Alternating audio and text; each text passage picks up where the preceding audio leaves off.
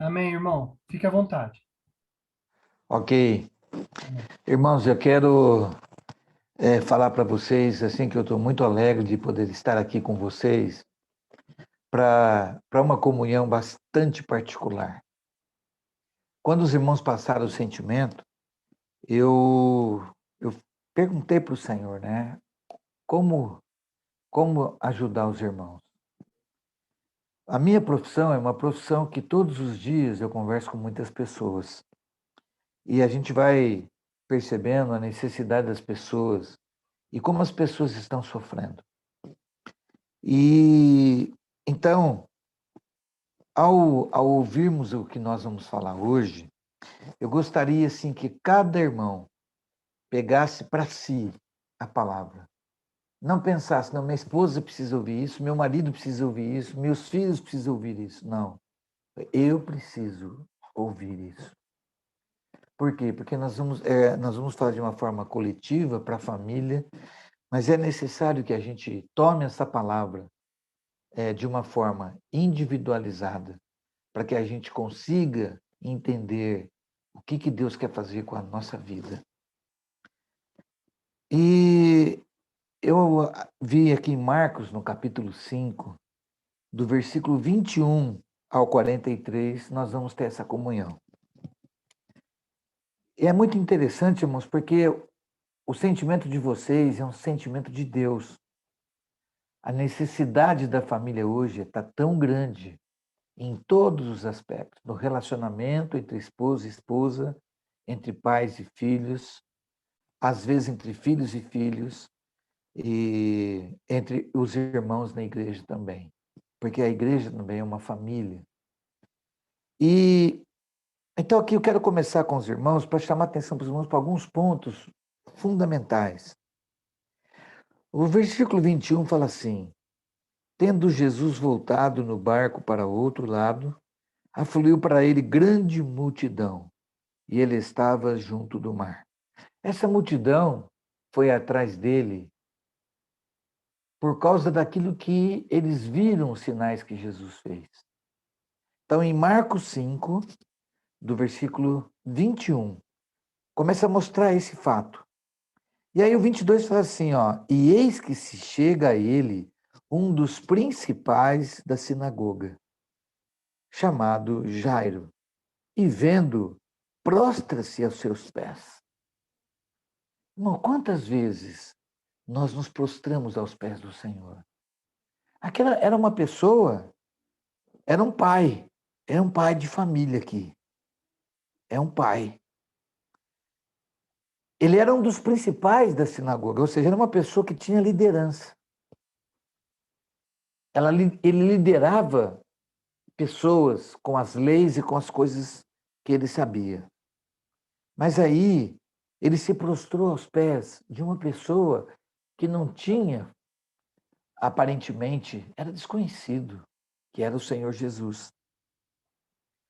Mas o versículo 23 fala assim, ó, intensamente lhe suplica, insistentemente, né?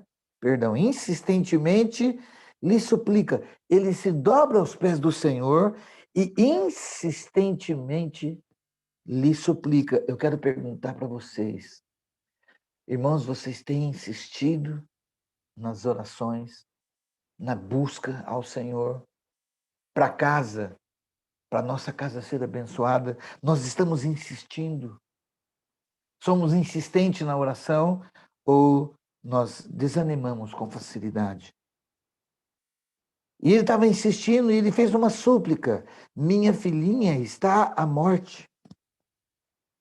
Irmãos, que ambiente que vocês têm produzido para vocês conviverem e para os filhos crescerem? É um ambiente que traz morte ou é um ambiente que traz vida? É um ambiente de conflitos ou é um ambiente de paz? Isso tudo, esse pai de família, esse pai, por causa da filha, ele suplicava insistentemente. E ele falou para o Senhor: a minha filhinha está à morte. Irmão, nós percebemos quando os nossos filhos estão se alimentando de coisas que não são vida? Nós estamos anestesiados ou nós estamos alertas para saber como a nossa casa está indo, como está o nosso relacionamento com os nossos filhos, com os pais, entre os irmãos. E aí ele fala assim: vem, impõe as mãos sobre ela para que seja salva e viverá. E aí, versículo 24, Jesus foi com ele. Mas aí parece, irmãos, que interrompe a história e começa a contar uma outra história. Mas eu quero alertar os irmãos que no versículo 24 fala assim: Jesus foi com ele. Grande multidão o seguia, comprimindo, apertando o Senhor Jesus. Aconteceu que certa mulher que havia 12 anos, presta atenção nessa idade, havia 12 anos, vinha sofrendo de uma hemorragia. Eu quero só conectar isso aqui com o versículo 42, na parte do meio do versículo, pois fala assim, ó, o 42 fala assim, ó, imediatamente a menina se levantou e pôs-se a andar, pois ela tinha 12 anos. Essa é a conexão que eu quero fazer com os irmãos. Essa menina estava quase morrendo. E aí, de repente, começa a contar a história de uma mulher que fazia 12 anos que tinha uma hemorragia. Então, o que eu quero conectar aqui com os irmãos, sabe o que que é? É que esse pai que roga pela filha e essa mulher com a hemorragia representa a nossa casa. A hemorragia significa que a vida está se esvaindo, que a vida está indo embora. E, de repente, para então de falar sobre a menina e começa a falar sobre a mulher. Sabe por quê, irmãos? Porque quem precisa ser curado primeiro não são os nossos filhos, somos nós, os pais.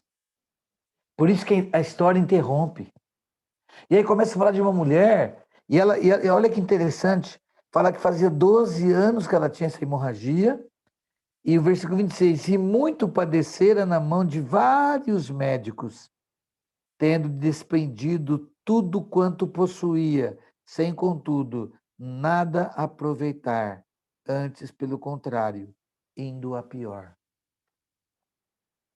Irmãos, isso aqui deve ter muita luz para nós. O problema que essa mulher tinha não era um problema físico. Por isso que os médicos não conseguiram resolver. Gastou tudo que possuía com os médicos. O que significa isso, irmãos? São as nossas tentativas de resolver os conflitos da nossa própria maneira. Nós vamos gastar toda a nossa energia, toda a nossa força e vamos de mal a pior. Um casal, quando ele discute, quando ele tem conflito, busca-se o que está com razão. Mas quem tem a razão por trás de tudo isso é o nosso inimigo, que quer destruir a nossa casa. Isso é a mesma coisa que ela fez, ela gastou tudo que ela tinha com os médicos. E ela foi piorando. Irmãos, enquanto nós não aprendermos nos humilharmos dentro da nossa casa, e respeitarmos um ao outro, a nossa casa vai de mal a pior. E aí, olha só agora o que fala aqui, que coisa impressionante. Essa doença que ela tinha era uma doença, eu creio que ela estava doente emocionalmente e espiritualmente, frustrada. Uma pessoa que fez todas as tentativas, só que era tentativa humana. Não tem como dar certo as coisas que nós vamos tentar fazer por nós mesmos. E no versículo 27 tem um segredo. Tendo ouvido a fama de Jesus. Eu quero perguntar para você, irmão, você conhece a fama de Jesus? Você crê que o Senhor Jesus, ele é suficiente para resolver todos os conflitos da sua casa? Para estancar a hemorragia que pode estar acontecendo dentro do seu lar? dentro da igreja, no relacionamento com os nossos filhos? Será que nós ouvimos? Irmãos, aqui entra o quê? A pregação do evangelho. Alguém falou.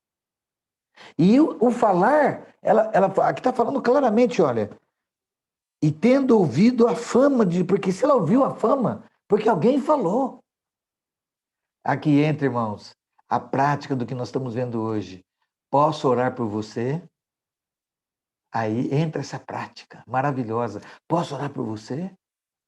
Ela tinha ouvido falar da fama dele. Será que os nossos filhos escutam nós falarmos da fama do Senhor Jesus? Ou nós queremos dar as nossas próprias direções para os nossos filhos e as coisas vão de mal a pior? Irmão, nós precisamos aprender a falar da fama de Jesus. O que ele é capaz de fazer.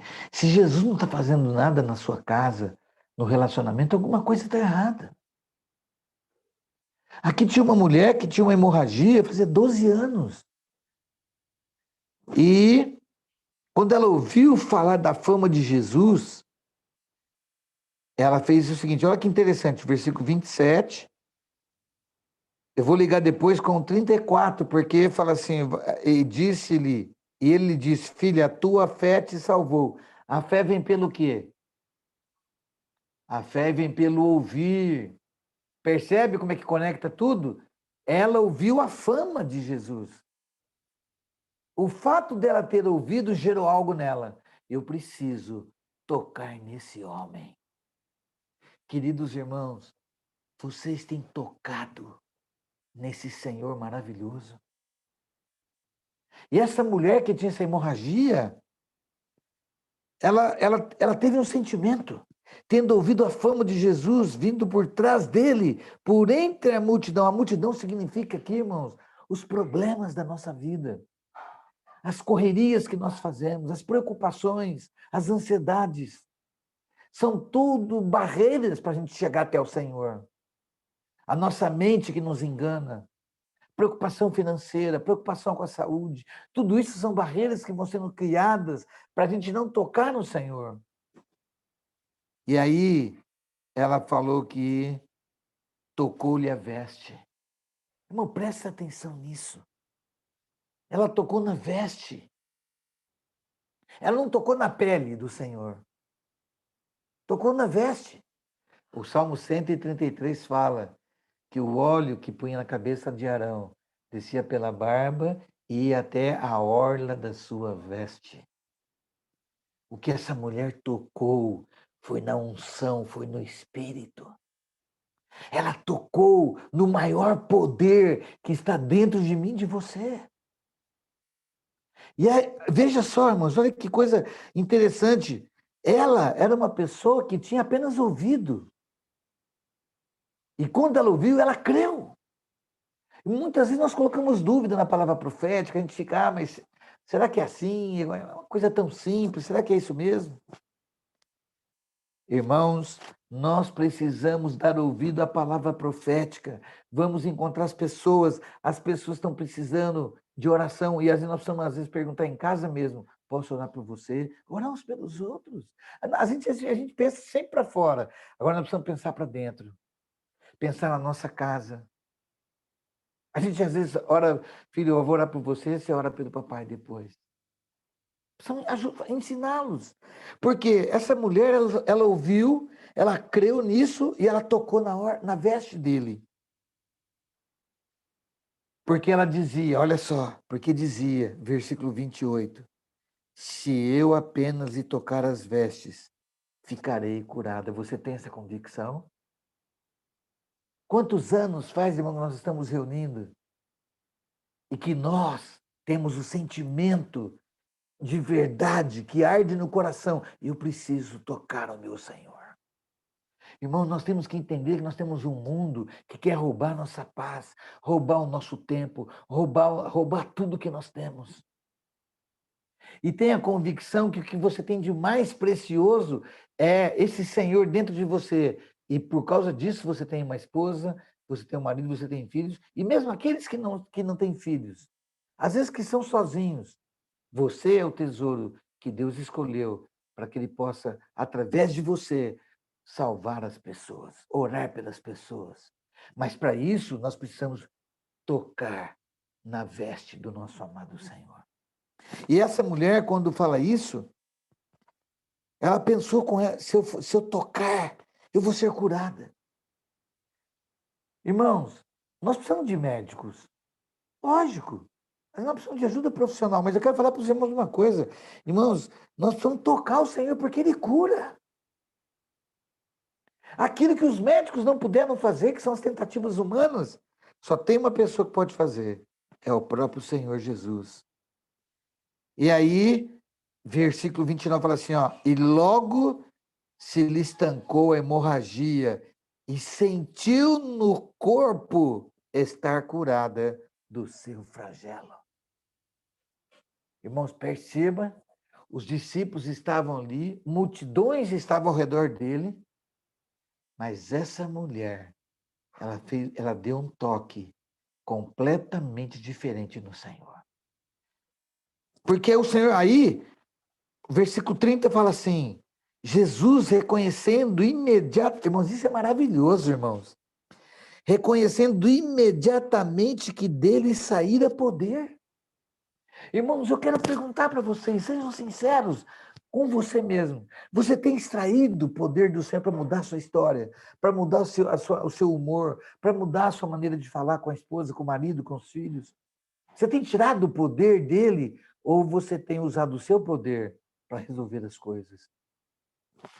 O seu poder vai de mal a pior. Mas há uma pessoa que tem poder. E ele falou, ele sentiu que saiu poder dele. Irmãos, todos os dias, o Senhor precisa sentir que nós estamos extraindo o poder dele.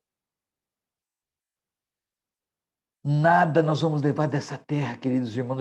Eu creio que da outra comunhão que nós tivemos, eu falei sobre esse versículo, mas eu quero lembrar vocês, 1 Timóteo 6,7. Para o mundo nada trouxemos, e dele nada podemos levar. O que nós estamos fazendo com o nosso tempo precioso? Será que nós estamos preocupados em construir algumas coisas nessa terra? Mas não significa que você não pode ter uma casa boa, um carro bom, trabalho bom. Não. O problema é onde está teu coração. Se o nosso coração estiver nisso, irmão, nós podemos até ganhar, mas vai ficar tudo aqui. Você não vai levar nada. Se na sua conta, no dia da volta do Senhor, tiver 5 milhões ou 5 centavos, é a mesma coisa, porque você não vai poder levar. Aqui está falando, o Senhor, reconhecendo imediatamente que dele saíra poder, virando-se para o meio da multidão, perguntou, quem me tocou nas vestes? Olha só, que coisa maravilhosa. Ele perguntou, quem me tocou nas vestes? Aí entra o conhecimento morto. Fala assim, responderam, 31, responderam-lhe seus discípulos, vês que a multidão te aperta e dizes, quem me tocou? Como você vai falar, Senhor, você está brincando? Isso é uma piada. Esse monte de gente te apertando, você pergunta quem me tocou? Irmão, não importa quantos problemas nós possamos ter, quantas coisas possam estar ao redor, quando nós tocamos o Senhor, Ele sente. Ele sente quando nós tocamos Ele. Ele pergunta para os discípulos, quem me tocou? Aí os discípulos falam assim, Senhor, todo mundo está te tocando. Aí ele respondeu assim, então ele, porém, olhava ao redor para ver aquela que fizera isso. Ele sabia quem era. Ele não falou aquela. Ele sabia que foi uma mulher. Ele sabia que era uma mulher.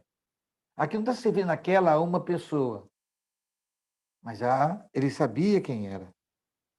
Mas por que ele perguntou? Para despertar a consciência.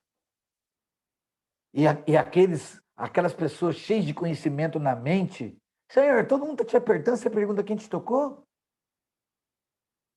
Irmão, não importa quanto conhecimento você possa ter, o que nós precisamos é tocar na orla da veste, na unção, tocar no Espírito, tocar no nosso Senhor. Quando ela tocou, a hemorragia dela estancou. Parou a hemorragia, a vida deixou de se esvair, ela deixou de ir embora. E aí,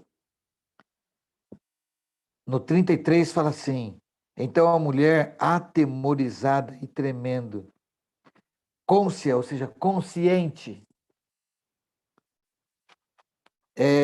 do que nela se operava, no que nela se operara. Preste atenção nisso, irmãos. Ela estava consciente do que tinha acontecido com ela.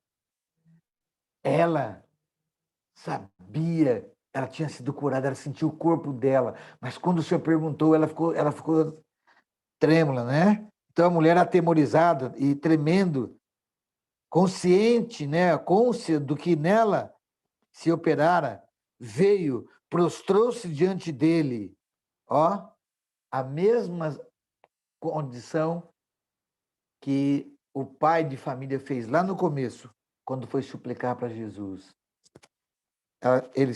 Ela se prostrou diante dele e declarou-lhe toda a verdade. E ele lhe disse, filha, a tua fé te salvou. Vai-te em paz e fica livre do teu mal. Queridos irmãos, nós precisamos tocar esse Senhor para que Ele possa falar para nós. Fique livre do teu mal. Irmão, a questão é, não se culpe por às vezes ter sentimentos de tristeza, de angústia, de ansiedade. Não se culpe por isso. Mas não aceite que isso domine a sua vida. Não aceite que isso faça você discutir dentro de casa. Fazer com que o clima, o ambiente dentro de casa fique hostil, um ambiente tóxico para os nossos filhos crescerem. E para nós também vivermos a nossa vida familiar. Quando ela tocou o Senhor falou para ela, tua fé te salvou, a fé vem pelo ouvir. Irmão, o que nos salva é estar ouvindo a palavra, ouvindo, ouvindo, ouvindo. O ouvir traz a fé. A fé vem pelo ouvir. E essa fé precisa crescer em nós de tal forma que a nossa fé subjetiva se torne do tamanho da nossa fé objetiva. É o que fala em Efésios 4. Para que todos cheguemos à unidade da fé. Ou seja, a fé subjetiva hoje é bem menor do que a fé objetiva, do que aquilo que nós temos fora de nós. Mas nós precisamos tocar tanto nesse Senhor, que um dia a nossa fé vai ser tanto subjetiva como objetiva do mesmo tamanho. O que salvou essa mulher do flagelo dela, de tudo que ela tinha, foi ter fé. E a fé, irmãos, não é um ato de acreditar. A fé é nós praticarmos aquilo que nós temos ouvido na palavra profética. Ó, Senhor Jesus. Olha que interessante, irmãos.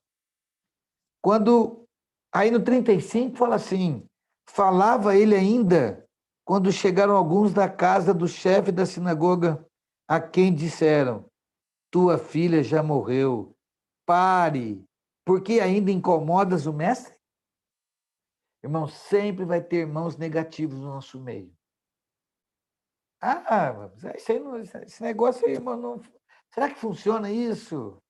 Irmãos, vamos crer. Apenas crer, vamos ser simples. Vamos crer nas coisas simples.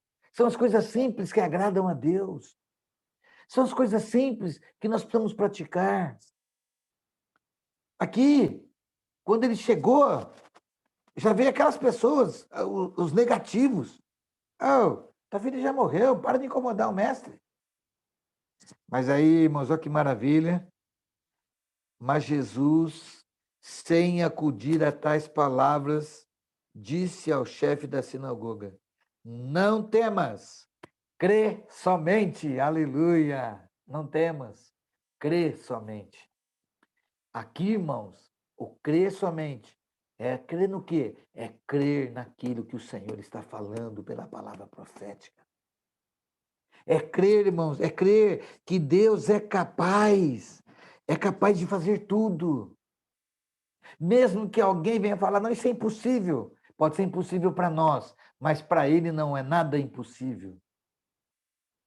E aí ele mesmo fala para o pai, olha só que interessante, hein? Ó. Ele está falando que o chefe da sinagoga, tá certo? Nós vamos prestando atenção nisso aqui. Não temas, crê somente. Contudo, 37, contudo, não permitiu que alguém o acompanhasse, senão Pedro e os irmãos Tiago e João. Olha o 38, ó. Por que ele não permitiu que todos acompanhassem, irmãos? É porque tem alguns que são mais chegados, né? Nós precisamos ser esses irmãos que o Senhor chama para ver tudo. E aí fala assim, chegando à casa do chefe da sinagoga, viu Jesus o alvoroço, os que choravam e os que pranteavam muito.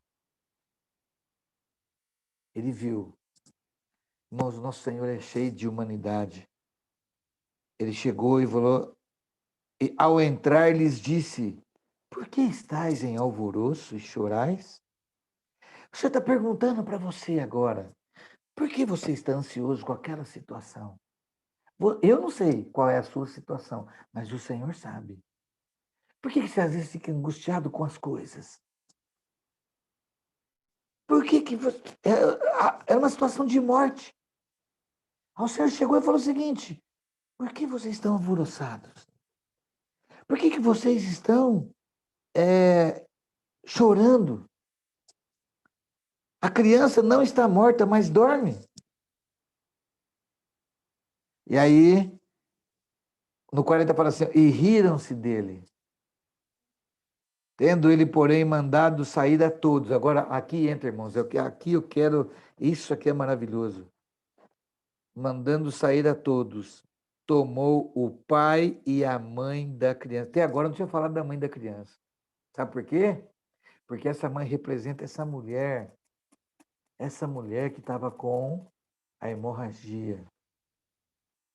E ele não fez nada com a criança antes de curar a casa, curar a família. Porque a cura dos filhos vem através da cura dos pais. Às vezes nós estamos com dificuldade com os nossos filhos e ficamos pensando, nós precisamos de cura. Os nossos filhos vão ser consequência. E aí, olha que coisa. Quando ele falou, olha que interessante, irmão. O pai e a mãe entraram. Eles creram. Porque o chefe da sinagoga, quando Jesus falou para ele, ó, não temas, crê somente. Ele não fez nada não, só falou isso. E o chefe creu. Chegando a casa, então, tal, ao entrar, diz, porque estáis em alvoroço e chorais, a criança não está morta, mas dorme. E riram-se dele, tendo ele, porém, mandado sair a todos, tomou o pai e a mãe da criança. E os que vieram com ele, que são os que era quem? Era esses três aqui, ó. Pedro, Tiago e João. Irmãos, preste atenção.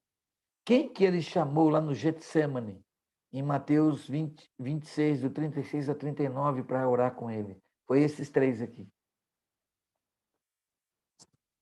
Será que o Senhor pode contar com você para orar pelos interesses dele? Será que ele conta com a sua família? Ele pode contar com a sua família para estar vendo as coisas que ele está fazendo? E aí, vieram com ele, entrou onde ela estava. 41. Tomando-a pela mão, disse, Talita cumi, que quer dizer, menina, eu te mando, levanta-te. Imediatamente. Irmãos, o que é isso aqui, irmãos? O que é tirar uma pessoa da morte e levar para a vida? É a pregação do evangelho. Posso orar por você. É isso que nossa família precisa fazer hoje para ser salvo, para nós sairmos dos flagelos, para nós sairmos das doenças. Nós precisamos fazer o que Deus está pedindo. Ele simplesmente falou para a menina: levanta-te. E aí ela se levantou e pôs-se a andar, pois tinha 12 anos. Olha, não é coincidência, irmãos. 12 anos e a mulher tinha 12 anos. Está falando de uma casa, de uma família. Então ficaram todos sobremaneira admirados. Irmãos, isso aqui, o evangelho é o poder de Deus. Romanos 1,16 fala isso. Que o evangelho é o poder de Deus. Irmão, querido casal, querida família, queridos irmãos, os irmãos que estão solteiros, os irmãos que às vezes estão viúvos, irmãos, não pense que a sua vida acabou sentindo, não. Deus precisa de você para você ajudar a tirar as pessoas da morte e levar para a vida. Essa é a pregação do evangelho, ressuscitar as pessoas. As pessoas estão andando na rua, irmãos, mas são mortos andando. Eles precisam dessa ressurreição, eles precisam tocar naquilo que nós já tocamos. E ele falou isso, e olha que interessante, mas ele não só faz isso, ele não só tira a pessoa da morte, mas ele cria a rede de cuidados. Sabe por que ele fez? Ao 42, imediatamente a menina levantou-se e pôs-se a andar, pois tinha 12 anos. Então ficaram todos sobremaneira admirados.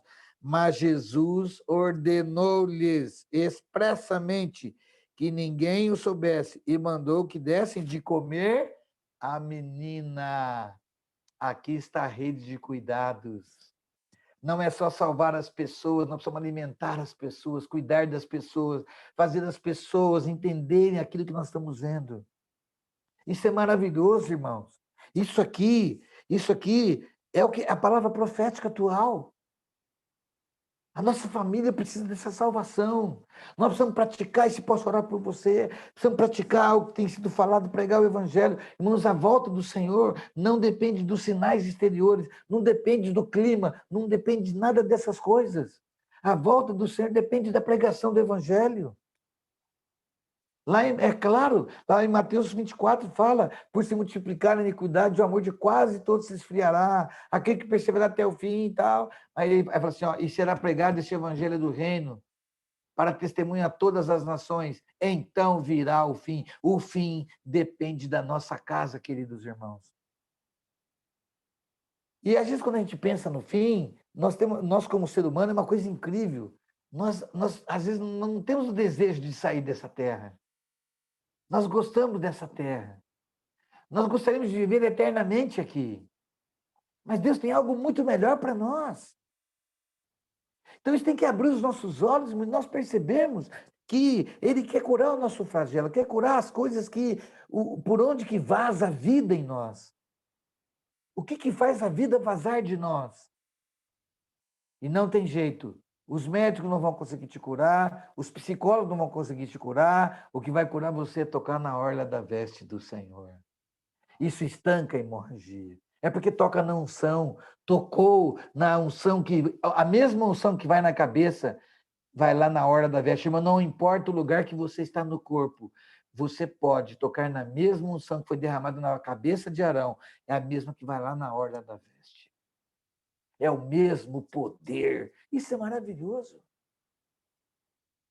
Por isso, irmãos, nós temos que ter essa convicção de que o que nós precisamos fazer é praticar essas coisas.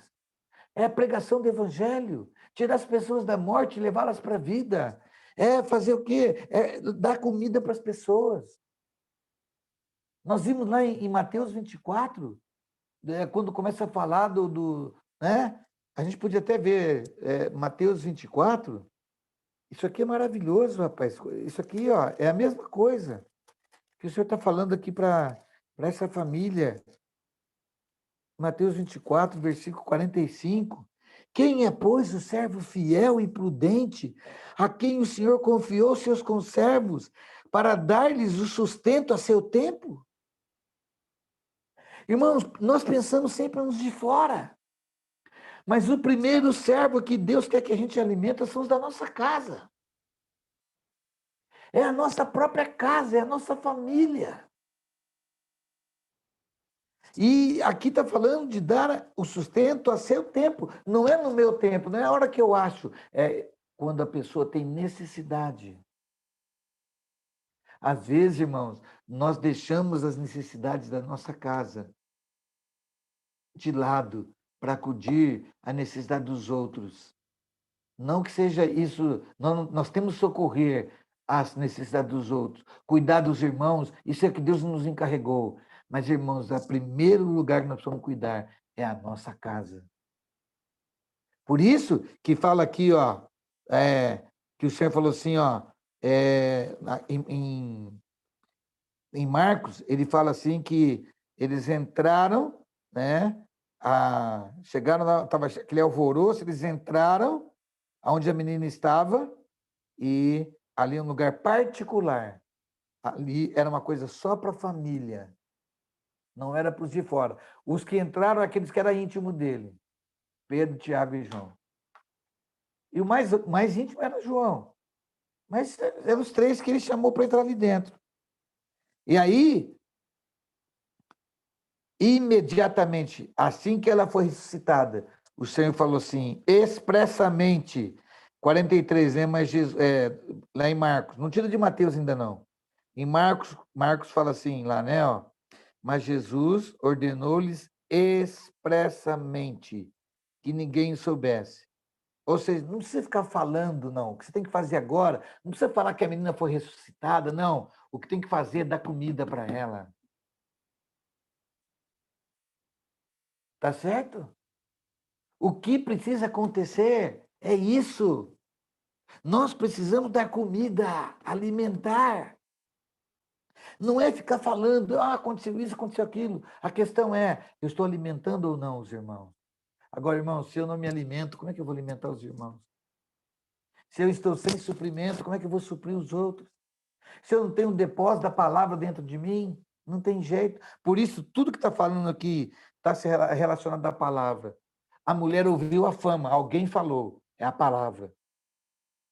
E a fé salvou, é a palavra. E quando o Senhor falou para essa menina, é a palavra, levanta-te. E tirou ela da morte. Irmãos, hoje, nós precisamos deixar escapar da nossa boca. Posso orar por você? Irmãos, as coisas vão acontecer. Se nós queremos bênção para a nossa casa, vamos ser simples e praticar o que a palavra profética está falando para nós.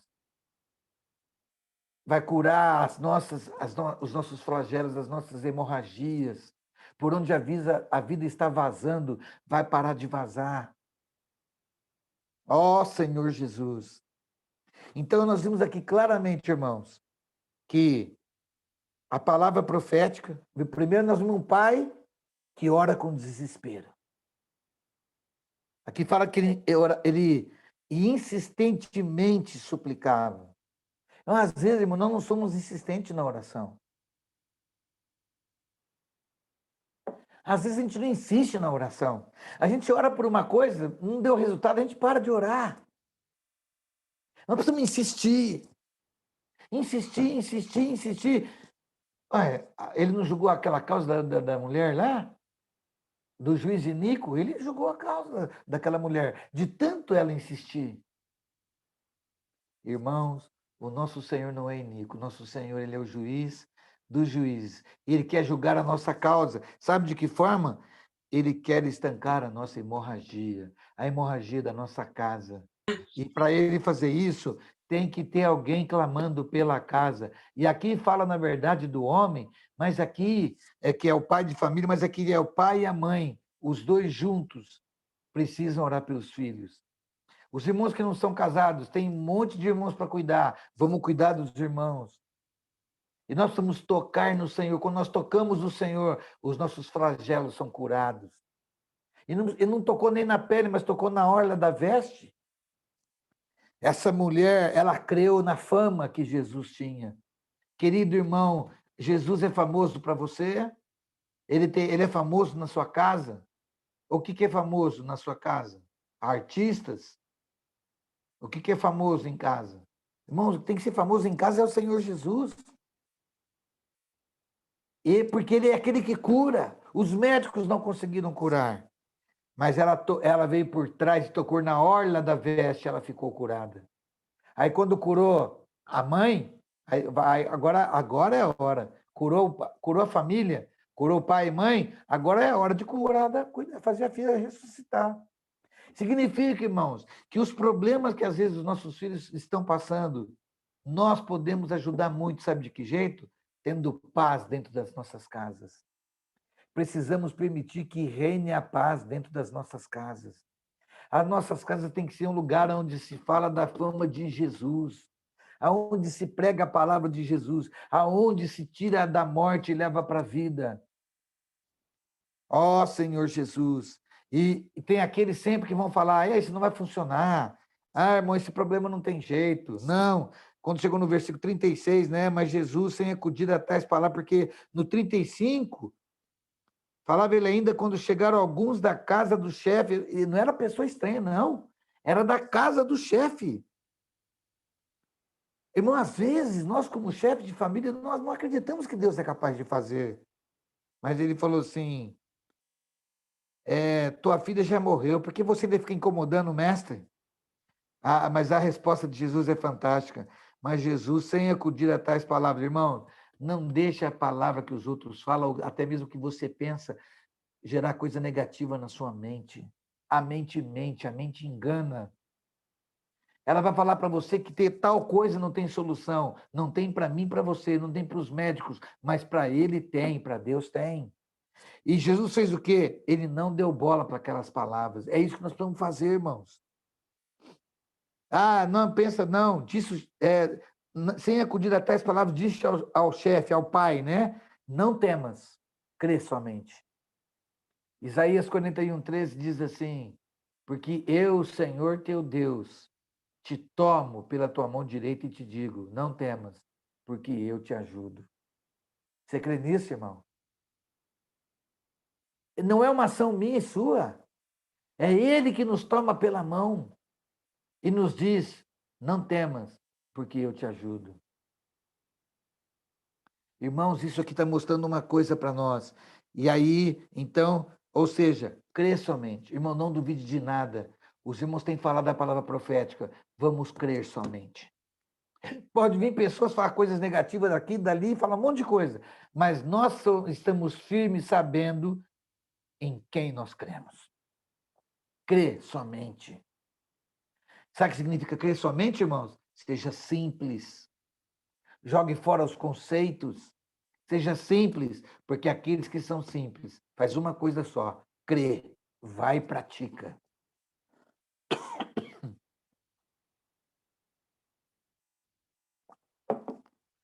E quando o Senhor fala, ele fala por meio da palavra profética. E aí ele foi, ressuscitou a criança. Isso é a pregação do evangelho. Quando ele ressuscita a criança, ele tirou ela da morte e levou para a vida. É esse o nosso encargo hoje, irmãos, como família. Como chefes de família, nós precisamos tirar primeiro a nossa casa de coisas que às vezes trazem morte, levar para a vida e tirar as pessoas que estão indo para o lago de fogo da morte e transportá-las para a vida. Porque aquele famoso que pode fazer isso agora mora dentro de mim, de você. Isso é maravilhoso, irmão. E não é só tirar, ressuscitar ela da morte, mas aí insistentemente você falou assim, expressamente, mandou que alguém desse de comer a menina. Aí, a rede de cuidados.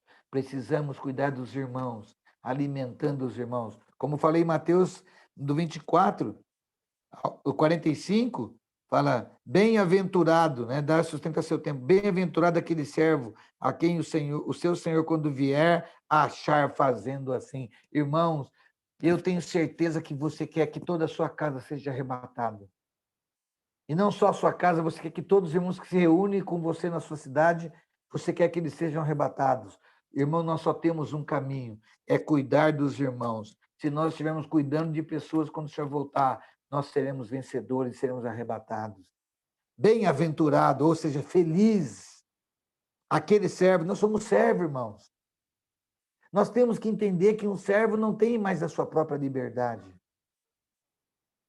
Um servo é aquele que tem um Senhor.